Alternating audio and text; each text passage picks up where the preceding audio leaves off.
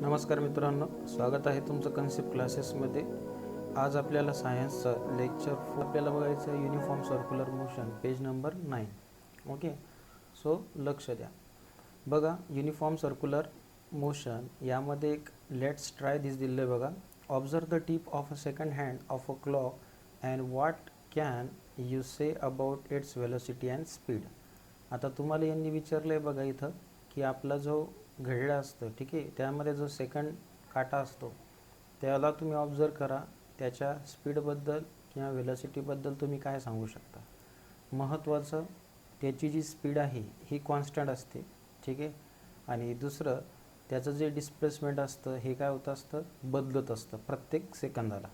Okay, तर बघा, the speed of a tip is a constant but the direction of its displacement and therefore its velocity is constantly changing.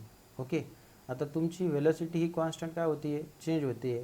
as the tip is moving along a circular path its motion is called as a uniform circular motion. Can you give more example of such a motion? याबद्दल तुम्ही आणखी असे उदाहरण देऊ शकता का? तर उदाहरण हो देऊ शकतो. तर पेंडुलमचं एक एक्झाम्पल तुम्ही घेऊ शकता.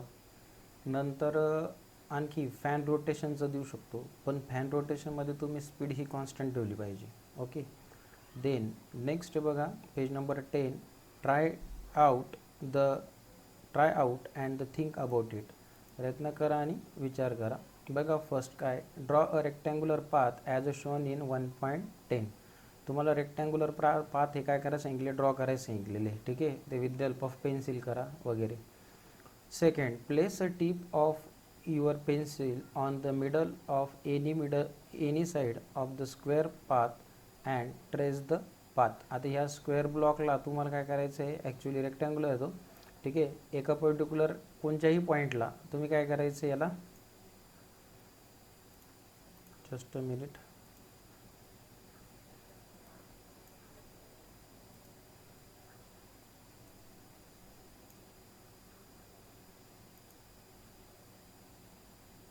बघा, यामध्ये तुम्हाला कुठल्याही लाईनवर तुम्हाला हे काय करायचं, इथं प्लेस करायचं आहे तुमची स्केल. ओके, देन त्यानुसार यांनी विचारलं बघा, note how many times you have to change the direction while tracing complete the path. आता फर्स्ट तुम्हाला इथं स्केल ठेवावं लागणार, फर्स्ट, नंतर second, then third and then fourth. आता रेक्टँग्युलर आहे म्हणून तुम्हाला काय करावं लागणार, याला 4 याच्यामध्ये तुम्हाला ट्रेस करण्यासाठी स्केल उचलावं लागणार, ठीक आहे. देन नेक्स्ट बघा काय दिलेलं आहे तुम्हाला. नाव repeat this action for a pentagon, hexagon, octagon path and note the number of times you have to change the direction. आता हा तुमचा पेंटॅगॉन आहे, 1 2 3 4 5, 5 कॉर्नर आहे म्हणून पेंटॅगॉन, ठीक आहे. हा तुमचा असणार काय, हेक्झागॉन. ओके, 6 कॉर्नर असल्यामुळं. आता सिमिलर तुम्ही तेच करणार, काय, फर्स्ट, सेकंड, थर्ड, फोर्थ आणि फिफ्थ, ठीक आहे, हे 5 झाले. त्या पद्धतीने first, second, third, fourth, fifth आणि सिक्स्थ, हे टोटल किती वेळेस झालं, हेक्झागॉन असल्यामुळे 6. नंतर तुम्ही 7 जर कॉर्नर असेल तर तुम्हाला ते 7 टाइम्स होणार, 8 जर कॉर्नर असेल तर 8 वेळेस, ठीक आहे. तर अशाप्रमाणे हे काय होणार, चेंज होत जाणार. ओके, नेक्स्ट बघा, if you increase the number of side of a polygon and make it infinite, how many times will you have to change the direction. आता यांनी काय सांगितलं बघा, पॉलिगॉन त्यांनी कन्सिडर केला, बरोबर. पॉलिगॉनला तुम्ही कन्सिडर करू शकता म्हणजे ग्रेटर दॅन 8 बघा, बरोबर आहे. आणि त्याला आपल्याला काय सांगितलं, if increase the number of side of polygon and make it infinite, how many times will you have to change. याला आणखी इन्फानाइट जर करू शकलो तर आपण एक काय करायला लागणार, आपल्याला साईड वाढवत चालला लागणार, ठीक आहे. What will be the shape of a path. प्रत्येकाचा पाथ हा आता इन्फानाइट म्हटलं तर हा पाथ बनणारच नाही, तुम्हाला जावंच लागणार सरळ, ठीक आहे. Then this shows that as we increase the number of side we have to keep changing the direction more and more times, and when we increase the number of side infinity then polygon become a circle. बरोबर, कारण तुम्हाला corner जर नसेल किंवा तुम्हाला नुसतं काय करायचं आहे, त्याला रोटेटच करायचं आहे, बरोबर, रोटेट जर करायचं म्हटलं त्याला कॉर्नर राहणार नाही, बरोबर. तर कॉर्नर राहणार म्हणजे तो काय होणार, त्यामध्येच फिरत राहणार, राईट. तर हे यावरून काय होतं, क्लिअर होतं. ओके. देन नेक्स्ट बघा, when an object is moving with a constant speed along a circular path, the change in velocity is only due to the change in direction. बघा सर्क्युलर पाथमध्ये काय होते, तुमची व्हेलॉसिटी चेंज होती आहे due to change in a direction, बरोबर. डायरेक्शन बदलली म्हणून व्हेलॉसिटी चेंज होती. Hence it's accelerated motion. हे काय होतं, म्हणजे याला ॲक्सेलरेटेड मोशन असं म्हणतो आपण. When an object is moving with a constant speed along a circular path, the motion is called as uniform circular motion. तर युनिफॉर्म सर्क्युलर मोशनची ॲक्च्युली ही डेफिनेशनच झाली. ठीक आहे. काय म्हणता येईल आपल्याला त्याला, की अशी मोशन त्यामध्ये तुमची स्पीड ही काय असते, कॉन्स्टंट असते आणि ती एका सर्क्युलर पाथमध्ये असते, तर आपण त्याला युनिफॉर्म सर्क्युलर मोशन असं म्हणतो. एक्झाम्पल बघा, the motion of a stone in a sling और that of any point on a bicycle wheel when they are a uniform motion. तुमची जर सायकल एका कॉन्स्टंट स्पीडने जर जात असेल तर ते सायकलचे जे टायर रोटेट होते, बरोबर, तर ते युनिफॉर्म सर्क्युलर मोशन म्हणून काय करणार, काम करणार. राईट साईडला बघा टेबल दिलेला आहे तुम्हाला.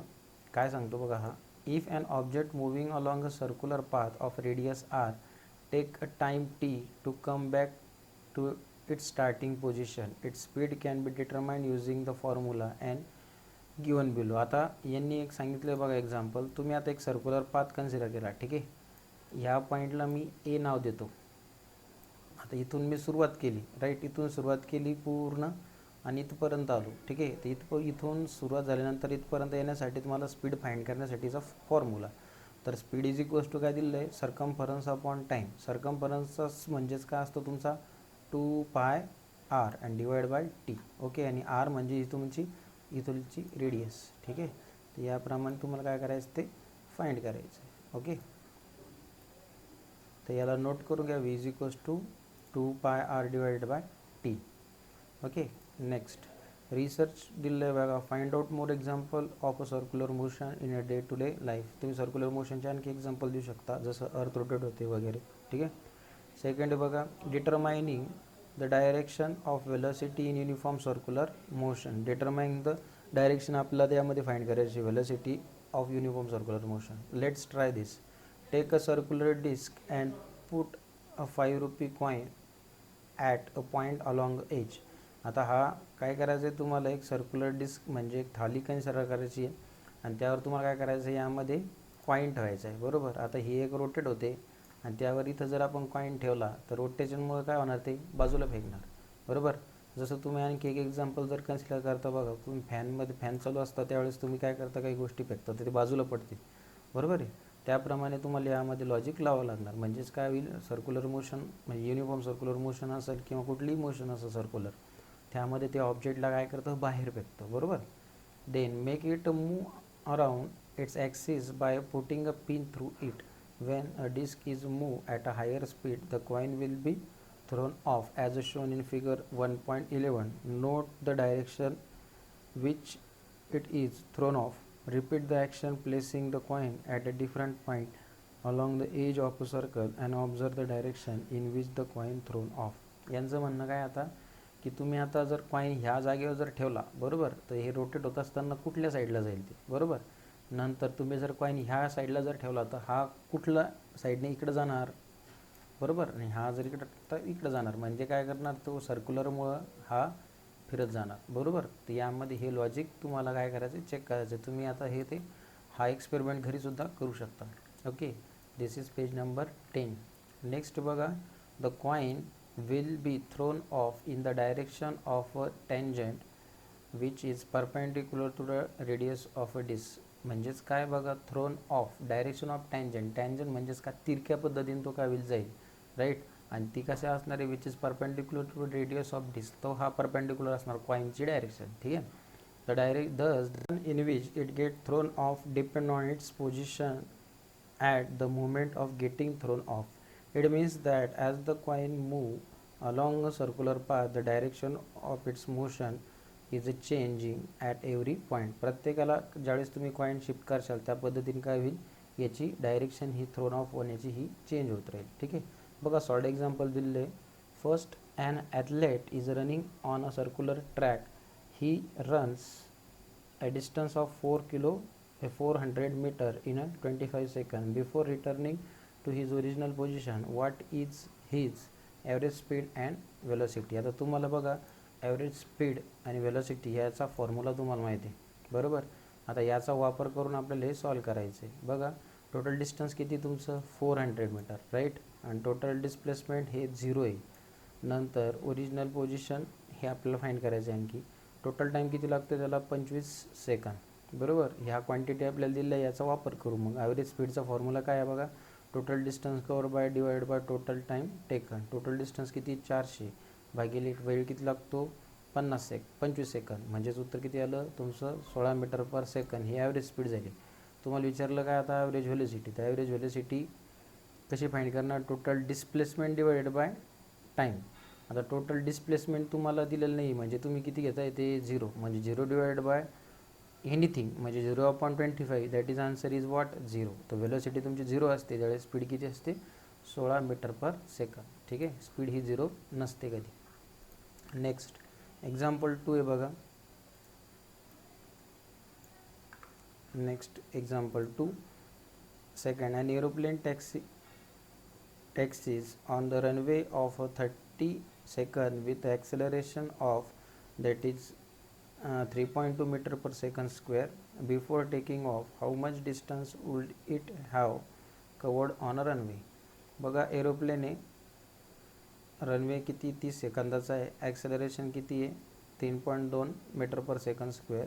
बिफोर टेकिंग ऑफ त्याआधी हाऊ मच डिस्टन्स म्हणजे त्या 30 सेकंदमध्ये त्यांनी किती डिस्टन्स कव्हर केलेलं आहे बरोबर. तर ॲक्सेलरेशन दिलेलं आहे, देन टाईम दिलेला आहे, इनिशियल व्हेलोसिटी 0 घेतो आहे, तर डिस्प्लेसमेंट फाइंड करायचं आहे. डिस्प्लेसमेंटसाठी न्यूटनचा second formula that is S is equals to U T plus half A T square. U म्हटलं तुमचा 0 into that is 20, 0 into 30, then 1/2 into 3.2 into 30चा स्क्वेअर. ओके, याला ज्यावेळेस सॉल्व करशाल तुम्हाला किती मिळणार 1440. ओके, हे this is equation number second. Similarly बघा तुम्हाला इक्वेशन थर्ड दिलेलं आहे, देन फोर्थ आहे. ओके, हे सगळे न्यूटन्स लॉनी वापरलेले आहे बघा राईट. पण याला नोटबुकवर सॉल्व करण्याचा प्रयत्न करायचा आहे राईट ॲज इट इज, जेणेकरून तुम्हाला समजणार. आणि कॅल्क्युलेशनचा पार्ट आहे तर त्यामुळं फॉर्म्युले वगैरे सुद्धा काय करा लक्षात ठेवा. ओके, नेक्स्ट लेक्चरला आपल्याला बघायचं आहे बघा न्यूटन्स लॉ ऑफ मोशन. तर मग आज आपण इथंच थांबूया. व्हिडिओ जर आवडला असेल तर लाईक शेअर आणि सबस्क्राईब करायला विसरू नका. थँक्यू.